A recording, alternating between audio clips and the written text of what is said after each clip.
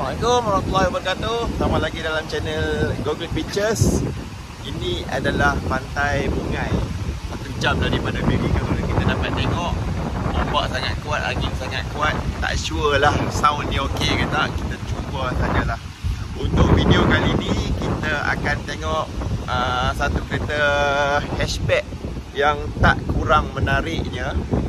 Sebabkan kita ada kerja dekat Miri ni, kita ada peluang untuk memandu sebuah hatchback yang cantik, bagi saya cantik. Dia 2015 macam tu, dan ini adalah model facelift tahun 2023. Dia ada dua variant, G dengan E. Perbezaan dia yang paling saya recognize sekali adalah di bahagian pintu ni chrome. Kalau chrome tu adalah variant G, kalau body color tu adalah variant E lah. Dan yang kedua yang paling penting adalah dia punya absorber belakang. Untuk variant G lebih kepada sporty lah, sebab kalau variant E dia cuma menggunakan torsion beam. So kalau nak sedap, ambil variant G lah. Apa pendapat anda mengenai bentuk Yaris ni? Bagi saya personally, dia cuba untuk jadi sporty, tapi dalam masa yang sama dia sesuai untuk kegunaan keluarga.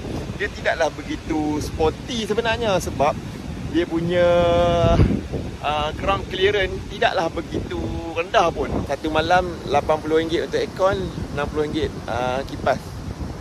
Tak tahulah masa dia guna pakai ke tak, tapi ada lah chalet kat sini. Kalau kita tengok dekat sana tu ada Tamu Tanjung Bungai. So ini chalet dan ini pantainya. So, kalau musim-musim macam ni memang tak ada orang lah. Kita tak sure lah kalau waktu-waktu biasa. Balik kepada tengok bahagian tepi ni, dia agak sama dengan Toyota Vios, tetapi ini adalah model hatchback. Kalau anda ingat pada tahun 90-an macam tu, model-model hatchback ni memang menjadi pilihan lah. Saya rasa kalau Civic dulu pun tahun 80-an pun memang Honda Civic adalah hatchback. Kemudian Proton ada mengeluarkan beberapa hatchback, antaranya Proton Tiara, lepas tu mungkin Proton Heavy. Model pertama buatan sendiri Proton ialah Proton Gen 2 pun adalah hatchback. So zaman tu memang hatchback ni ada permintaan dia. Zaman sekarang tahun 2025, antara pilihan hatchback yang kita ada adalah Toyota Yaris. Dia mungkin kalau kita nak bandingkan dia, mungkin kita nak pilih model mana yang kita nak beli adalah antara Toyota Yaris dengan Honda City hatchback. Pengetahuan saya, Honda City tu dia lebih up to date lah berbanding dengan Toyota Yaris ni. Sebab satu benda yang saya selalu perasan lah, model-model Toyota ni dia rasa feel dia akan tahan lama.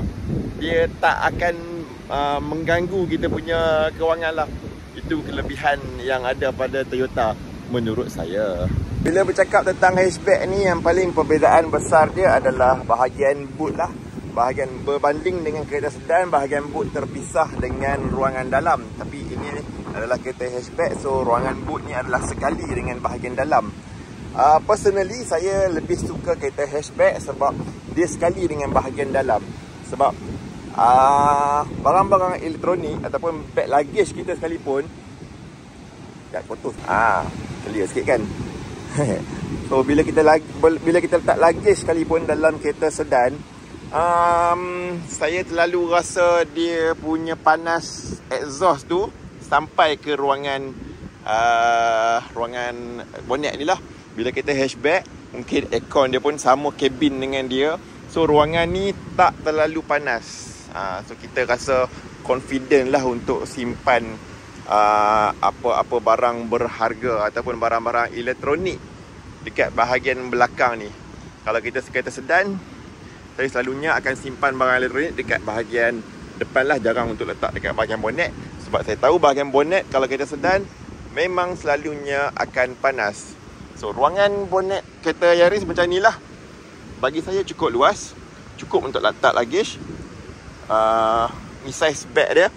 So kalau luggage 24 inci macam tu, saya masih boleh letak 2. Kalau 28 inci mungkin 1 sajalah boleh letak kat dalam ni.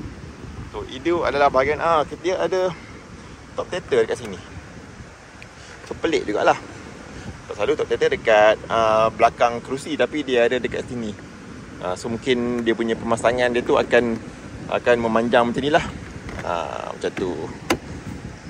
Okay, ini adalah bonet Toyota Yaris. Jom kita masuk ke dalam kereta. Pintu dia memang solid lah. Pintu dia memang solid.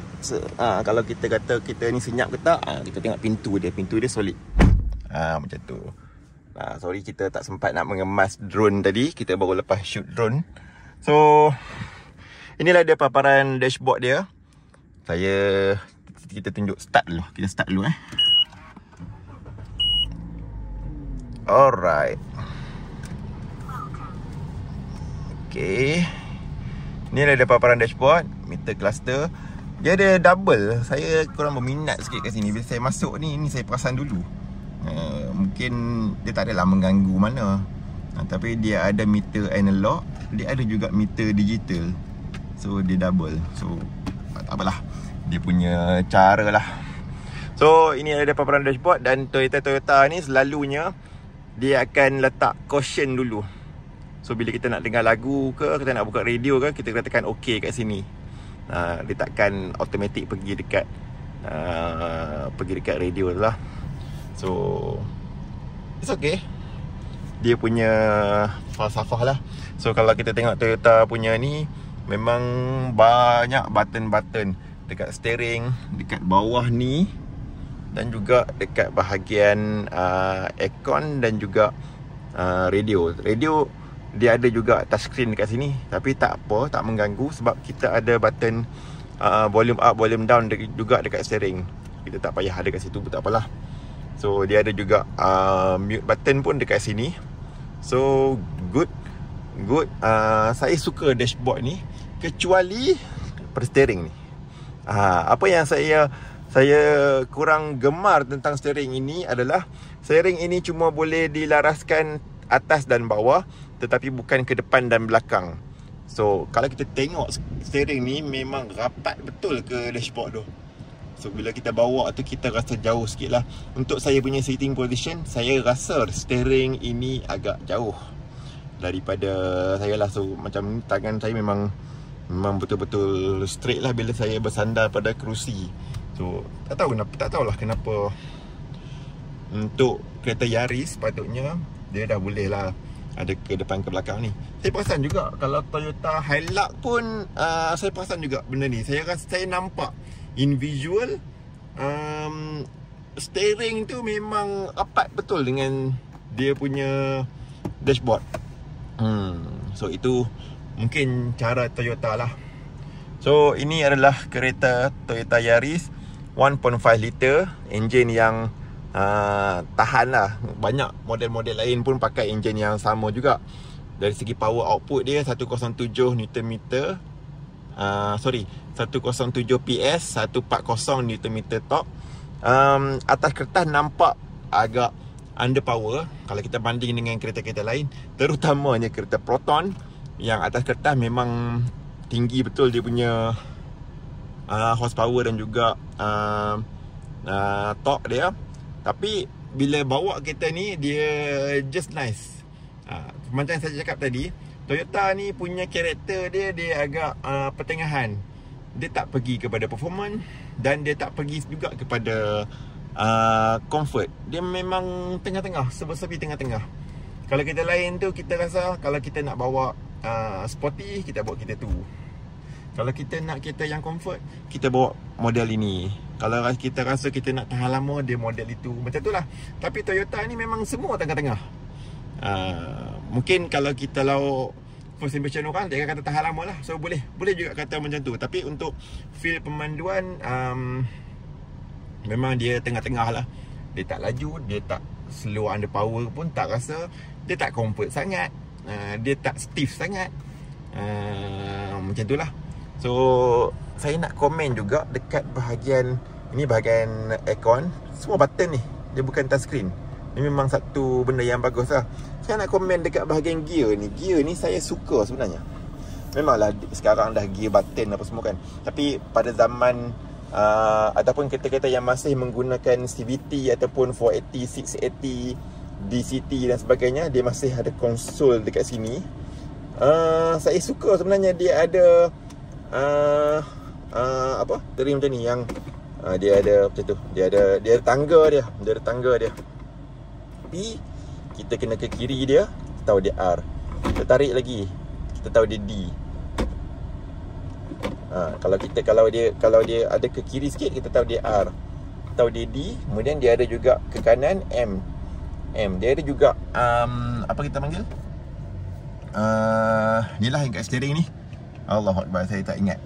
Dia ada juga yang tu, dia ada juga manual dekat sini. So dua-dua tempat ada. Menarik lah. Dan kenapa saya suka benda ni? Sebab saya tak perlu tengok ke bawah, saya tak perlu tengok dekat sana. Saya just feel saja dekat mana saya ubah ni. Saya tahu dekat mana gear sekarang berada. Ini features yang saya suka untuk kereta auto. Saya suka benda ni. Apa nama, handbrake macam biasa. Kalau handbrake, saya lebih suka foot brake, tapi tak apa, ini pakai handbrake.